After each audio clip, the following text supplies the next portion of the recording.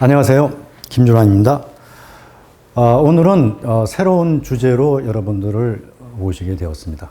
최근에는 사회주의자들이 사회주의 세력의 확산을 위해서 예수님과 성경의 말씀까지도 소환하기에 이르렀습니다. 이에 따라서 이 저자인 로렌스 리드라는 분은 사회주의의 확산을 막고 사회주의자들이 주장하는 이론에 대해서 반박하는 내용을 자세히 이 책에 남겼습니다. 그래서 오늘의 강의 주제는 예수는 사회주의자였을까? 라는 주제로 여러분들에게 설명을 진행하도록 하겠습니다. 이 책의 저자인 로렌스 리드라는 분은 가히 자유주의의 수호자라고 우리가 내세울 만한 인물입니다. 이분은 전 세계 87개국을 돌면서 2000여 회에 이르는 자유주의 사상을 고치를 위한 강의를 진행했고요. 경제교육재단 회장, 그러니까 사회주의를 이기는 방법은 경제, 시장 경제를 교육으로 강화시키는 방법이 있다 해서 이 회장을 오랫동안 맡으셨고요. 공공정책연구센터 회장과 노스우드 경제학 대학 교수를 역임하신 분입니다. 이분은 사회주의의 모순에 대한 책을 많이 썼는데 가장 기본이 되는 책이 맨 오른쪽에 있는 The XYZ of Socialism입니다. 그래서 강의를 시작하기 전에는 이 책을 쓰신 분의 목적이 어디 있는지 그리고 그 설명하는 제 의도도 함께 말씀을 드리겠습니다. 첫째, 사회주의는 거짓과 속임수로 이 세상에 많은 해악을 끼쳐왔다. 그리고 최근에는 사회민주주의로 가면을 쓴 사회주의자들이 성경의 말씀과 예수님 말씀, 행적까지도 선전도구로 이용하기 위해서 소환하게 이르렀다. 그리고 특히 큰 문제는 사회주의에 동조하는 지식층들이 엄청 많아졌고 이들은 미래주역인 MZ 세대까지 포섭하고 있다는 것이 가장 큰 문제입니다. 그래서 이들의 잘못을 바로잡고 진실을 밝히는 것이 우리 자유주의자들의 중요한 책무다 하는 것을 말씀드리겠습니다. 그래서 강의에 앞서서 민주주의 가면을 쓴 사회주의의 거짓과 해악에 관한 아주 근본적인 이해를 위해서는 이전에 제가 강의 한번 말씀드렸던 이 로렌스 리드의 왜 결정은 국가가 하는데 가난은 나의 몫인가 원제 제가 강의 초기에 설명을 드린 The XYZ of Socialism을 반드시 참고하기 바랍니다. 그래서 제가 오늘 설명드릴 목차는 이렇게 5가지로 뽑았습니다. 첫째는 사회주의자들은 왜 지금 이 시점에 예수님을 소환할까? 이걸 한번 알아봐야겠죠. 두 번째는 민주주의의 가면을 쓰고 나타난 사회주의들이 어느 정도로 지금 확산이 됐는지를 알아보겠습니다. 그리고 이 강의의 아주 중심인 예수님의 말씀, 비유라는 것은 예수님의 말씀을 말합니다. 말씀이 진실이 무엇인지를 한번 살펴보겠습니다. 그리고 사회주의 거짓말들을 밝혀내고 우리가 경고를 하겠습니다. 거짓말에 속지 말라는 거짓말을 하겠습니다. 사회주의들은 왜 예수님을 소환하겠습니까? 이 사회주의자들은 성경의 앞뒤를 다 잘라버립니다. 그리고 선전에 필요한 부분만 딱 떼어내가지고 자의적으로 해석하고 사회주의 확산을 위한 혹세무민에 사용합니다. 모든 사회주의자들은요, 언론을 장악할 때 앞뒤만은 다 빼버립니다. 가운데 말 하나만 딱 해서 그걸 이용합니다. 예수님 말씀도 그렇게 사용하고 있습니다. 왜 예수님을 불러드릴까요? 이 사회주의자들의 근본 개념은 도적질입니다. 부자의 돈을 뺏는 데 있습니다. 그러니까 사회주의자들의 타겟은 가난한 자들은 될 수가 없습니다. 말로만 가난한 자 도와준다 그러지 목적은 부자의 돈을 뺏는 데 있습니다. 근데 이 지도에 보면 소득이 높은 나라들 지금 전부 다 푸른색으로 되어 있죠. 푸른색은 전부 다 크리스천 국가입니다. 25,000불 넘는 나라는 전부 다 크리스천 국가입니다.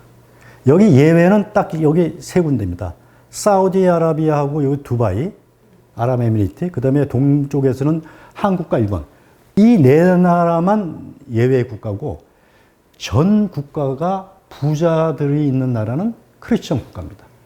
그러니까 사회주의자들은 부자 나라의 부자를 타겟으로 여겨야 되거든요. 그러니까 자연히 크리스천 국가를 소환을 하게 되고 예수님을 불러들여야 됩니다. 그러면 부자 돈을 뺏는 논리가 설명되겠죠. 논리 첫째는 예수님은 부자들을 싫어하셨다. 이게 제일 큰 논리입니다. 평지설교라고 있죠.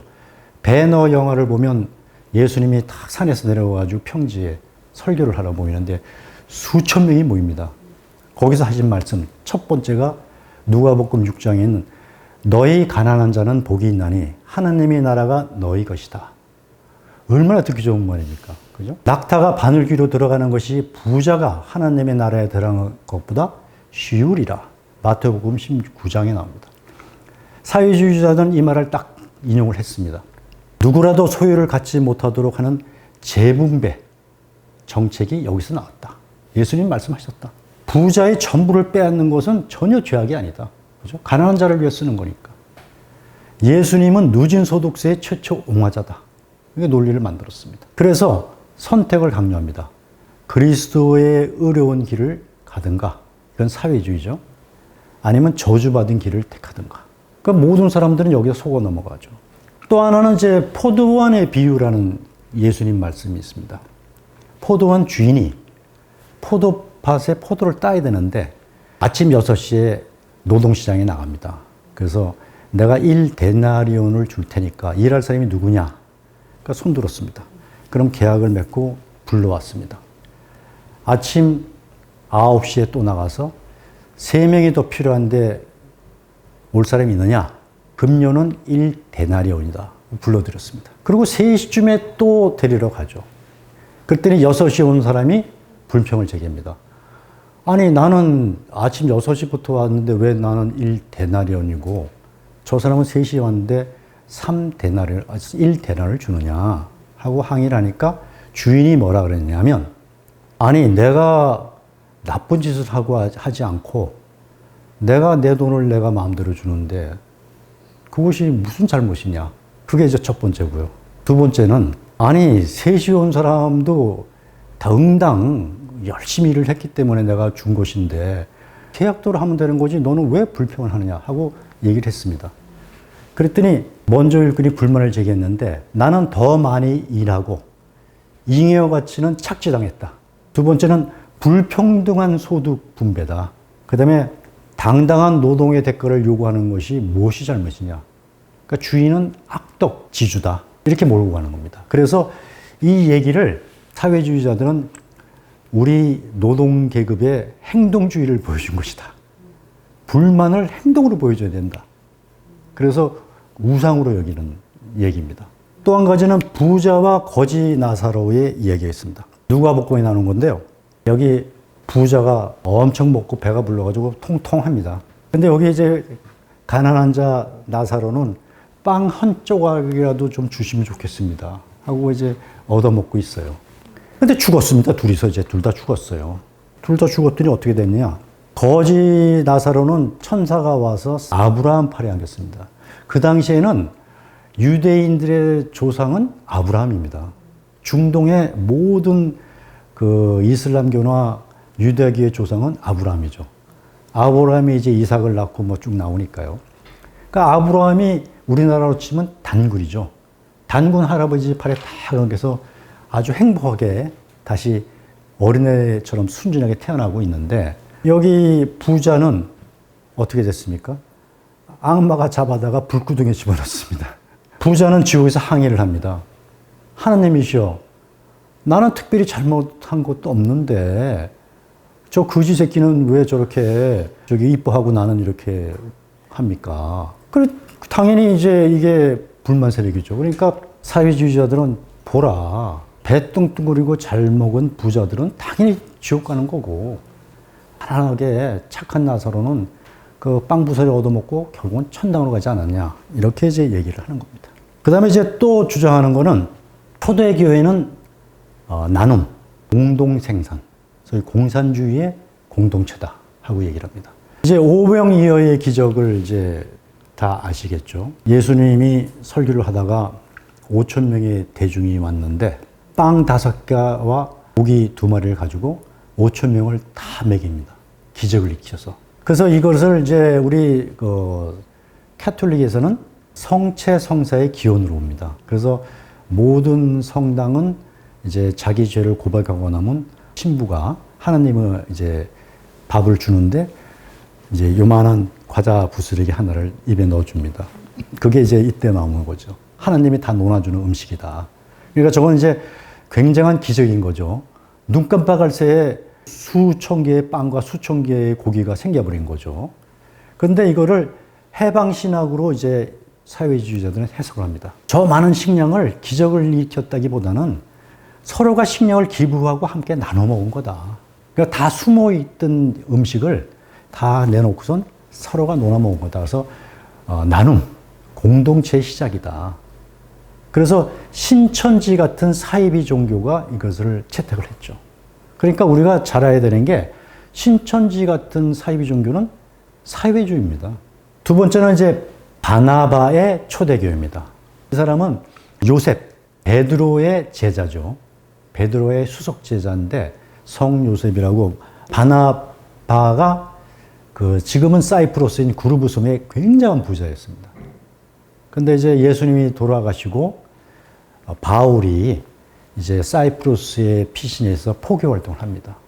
그 포교 활동을 처음 시작한 데가 이 교회입니다. 이 교회인데 이것을 초대교회라 그러는데 이 마가의 다락방입니다. 요셉의 다락방에서 3,500명이 기교를 합니다. 거기서 공동체 생활을 하죠. 근데 바나바가 엄청 부자인데 밭을 다 팔아서 바울의 발에다 갖다 놓습니다. 이 모든 재산은 하나님의 것입니다. 내놓습니다.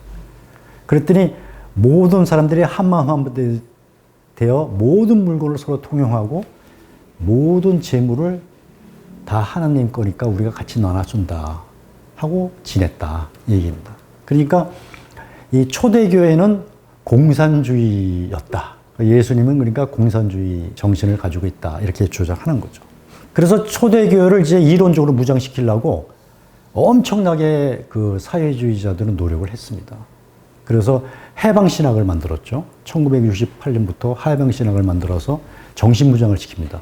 소위 유일 공산주의들의 유일 사상이랑 똑같은 거죠.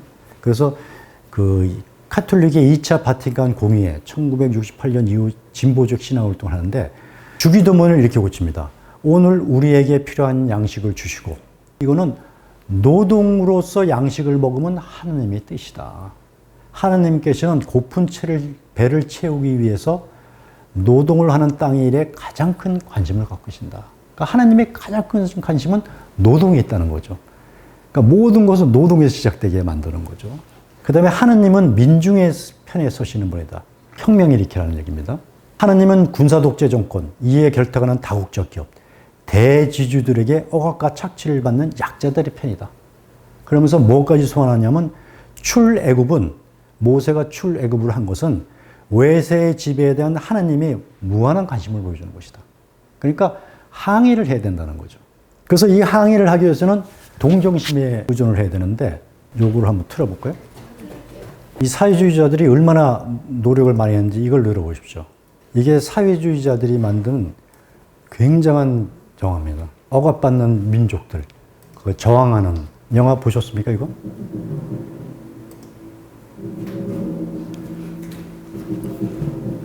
이 영화에서 이 대표적인 게 마지막 순간까지도 이게 지금 억압받는 민족과 지배계급과의 싸움을 다룬 건데 이 억압받는 민족은 십자가를 들지 않습니까? 그러니까 항상 십자가는 억압받는 사람들 편이라는 걸 강하게 표시하고요. 지배계급에 대한 항의를 굉장히 서정적으로 나타낸 영화인데 이 영화는 대표적인 사회주의, 소위 말해서 이 영화나 음악이나 예술이 사회주의를 흐르고 있다는 것의 시초입니다. 사회주의는 대중을 파고드는 프로파간다에 굉장히 오랫동안 노력을 기울여왔습니다. 우리가 많이 아는 로빈훗 같은 영화, 이것도 만든 사람부터가 아주 대표적인 사회주의자죠. 그래서 지금 1986년엔 더 미션의 주저가를 가지고 나중에 영국의 또 사회주의자가 있죠. 사라 브라이트만 같은 여자, 가수죠. 그 사람도 사회주의자입니다. 그러니까 그 사람은 또 곡을 만든 엘리오 모리네코한테 가서 이 곡을 그 편집을 해달라 그럽니다. 그래가지고는 넬라 판타지아를 이제 편곡을 해서 넬라 판타지아가 지금까지 우리나라에 불리지 않습니까? 가장 사랑하는 노래. 그러니까 이 사람들은 한번 그 사회주의자들은 영화를 만들면 오랫동안 한거의 뜻을 싣는 노래와 음악으로 계속 파고드는 겁니다. 이걸 젊은 애들한테 보여주면 아, 예수님은 우리 약자의 편이었구나. 그리고 지배 계급은 무조건 나쁜 거예요. 다 죽이는 것만 만들었지 않습니까? 그래서 프랑스 대혁명이 나옵니다. 프랑스 대혁명은 신을 따른 대중의 행동주의의 아주 대표적인 사건인 거죠. 이 사람들이 못 들어내서인 게 뭔 줄 압니까? 사회주의는요, 항상 좋은 말을 탔습니다. 프랑스 대혁명도 자유, 평등, 박애의 혁명 정신을 내걸고 이렇게 내었습니다. 자유자를 꼭 씁니다. 사회주의는요. 그래서 시민과 농민 중심의 민중혁명이라 그래가지고 노예 해방도 시키고 그러면서 꼭 나오는 게 사유주의산의 폐지입니다. 프랑스 대혁명에 꼭 나오는 게 사유주의산의 폐지예요. 그래서 이거를 관철시키기 위해서 로베르 피에르 단두대에 30만 명을 죽입니다. 그때 다 저기 스위스로 피난 가고 이러는 거죠. 그러니까 얼마나 허황된 거냐면 인간의 이상주의적 정부라는 것은 하나님을 인간 이상으로 대체하겠다는 거거든요. 그러니까 불가능한 거죠. 그래서 이 프랑스 대혁명을 영어로 구글 서치를 해보면 탈기독교 혁명이라고 나옵니다. 디크리스찬나이제이션이에요. 그러니까 모든 혁명은요, 실제로는 예수님 생각과 반대로 가는 거예요. 근데 이 사람들은 예수님 뜻에 따라서 혁명을 일으켰다고 주장하는 거죠. 결국은 나폴레옹이 집권하고 다시 왕정 복구가 시작되죠. 사람만 죽인 셈이 된 거죠. 그럼 이제 왜 우리가 이 시점에서 그 사회주의를 경계해야 되느냐 하면요. 민주주의 가면을 썼어요. 이미 쓴 지 오래됩니다. 아까 영화에서도 나왔지만